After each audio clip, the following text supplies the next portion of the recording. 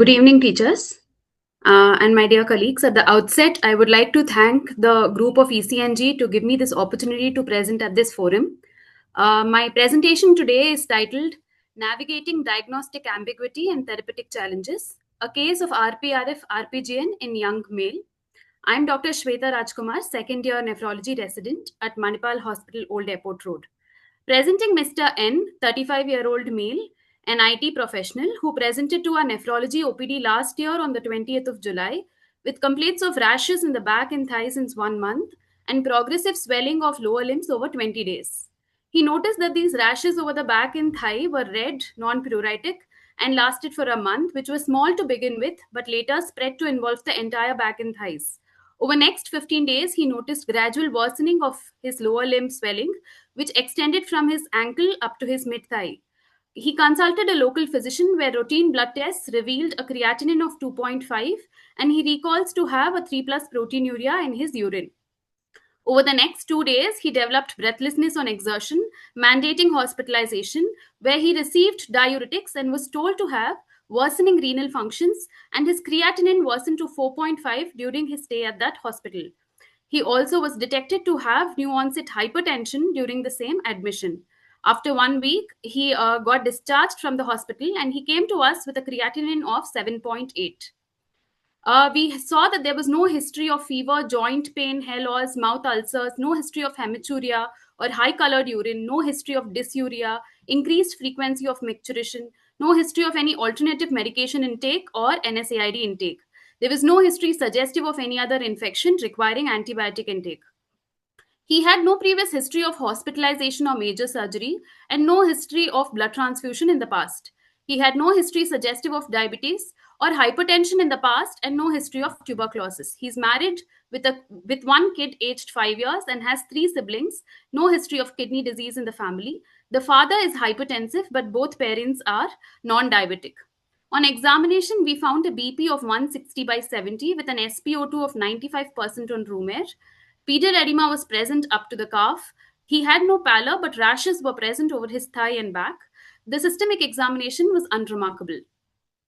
The investigations were as follows: that the creatinine trend on 2nd of July was 2.3, which gradually worsened to 7.8 on 28th of July. His urine routine revealed 4 plus protein, plenty of RBCs. His UPCR was 9, C3 was low, and his HB was 10.7. His serum albumin was 2, his AST ALT were normal.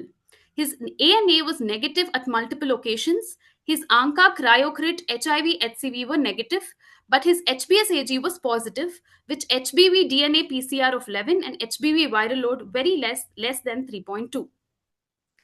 We went ahead and did a biopsy since we were suspecting RPGN, and we found that all the glomerulus that were present in the light microscopy showed circumferential crescents. So this was the biopsy report. 5 glomeruli, one of them is obsolescent. Active crescents in all of them oriented circumferentially. Underlying tufts appear solid and proliferative tufts with obliteration of the capillary lumen secondary to proliferation of endothelial cells, neutrophils, and mesangial cells. The basement membrane is single-countered. Necrotizing lesion of fibrinoid change is not seen. The tubules show foci of RBCs in the lumen along with attenuated lining epithelium, and there was an IFTA of less than 25%. But what shocked us was the immunofluorescence, which showed a full house pattern. His IgG, IgA, IgM, C3, C1, kappa, lambda, everything was positive. And these were all granular deposits along the capillary wall and mesangium. So an immune complex full house glomerulonephritis with diffuse endocapillary proliferation was seen, and the IFTA was less than 25%. So how did we treat this patient? Pulse dosing of steroid followed by tapering steroids for 6 months. Obviously, though he was just a carrier, we started him on entecavir. Cyclophosphamide 6 doses over 3 months was given, and he was started on maintenance low-dose oral steroids and mycophenolate since November 2024. Response to treatment, the creatinine trend gradually decreased from 7.9, 4.4, 3.4, 2.1, and 1.8 this year, January 2025. The UPCR trend was not as dramatic as the creatinine trend. He remained to be nephrotic range proteinuria till Jan of 2025, but he continued to be on a low dose of diuretic, and there was no edema at Jan 2025. Is this too good to be true? The creatinine after Jan 2025 began to again show an uptrend, settling around 2.2 to 2.5, and the UPCR trend also began to increase. At this point of time, he was on steroids and MMF. Because of his increasing proteinuria, he was started on tacrolimus in April of 2025. We all know that every tale does not come with a guaranteed resolution. There was no improvement in UPCR, and he continued to have nephrotic range proteinuria despite introducing TAC. And we also had a worsening in creatinine 3.2 to 3.3, hence we had to stop the tacrolimus. We repeated his C3 levels, which were normal, and he was re-biopsied in October 2025, that is this year, about a month ago.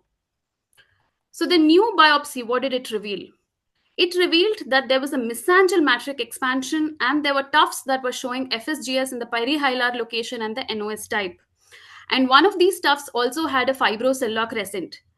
His IFTA was about 40% now, with some changes of hyalinosis in his vessels. And the immunofluorescence now were positive for everything except C3 and the light chain. So the pattern of injury had now become mesangoproliferative glomerulonephritis with a single fibrocellular crescent in one of the tufts, and the IFTA had increased to 40%. What to do next? There is some activity and there is some chronicity. So we gave him one single dose of 750 mg of cyclophosphamide. We withdrew the TAC and MMF because they were leading us to nowhere. The low dose of steroids continued. And last week, when he came back to us, we had a creatinine of 2.1 and UPCR of 3.3, no edema with a ditor of 10 mg. We did not offer him rituximab because of the risk of reactivation of the hepatitis B virus. So we concluded that this is a probable case of idiopathic immune complex crescentic glomerulonephritis, a non-lupus full house nephropathy with a hepatitis B carrier state. Status post renal biopsy, receiving 6 doses of cyclophosphamide, achieved partial renal recovery, no response to multi-targeted therapy. Status post rebiopsy this year and received his 7th dose of cyclophosphamide. So this was a learning lesson for all colleagues and PG students at our place, because we got to know about a non-lupus full house nephropathy and also something related to hepatitis B. So a full house nephropathy, when we come across, we need to look at lupus versus non-lupus. So when they don't meet the SLIC or the ACR criteria, we look at the non-lupus full house nephropathy, which can either be a secondary or an idiopathic FHN.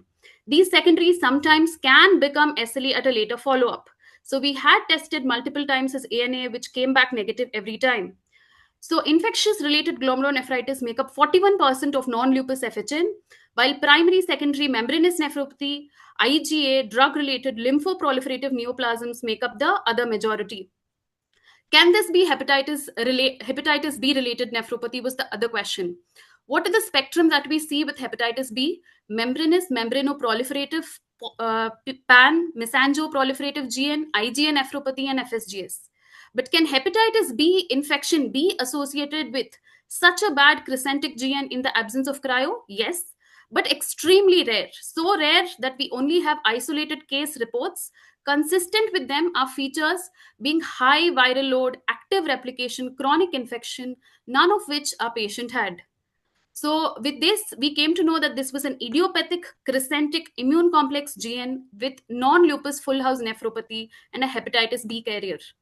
So these were some of the articles that helped us treat the patient, and it guided the therapy, and also was useful for me to come here for this forum for the presentation. Thank you, teachers, and I would like to thank my teachers who guided me through this presentation, Dr. Rohan and Dr. Balal. Thank you.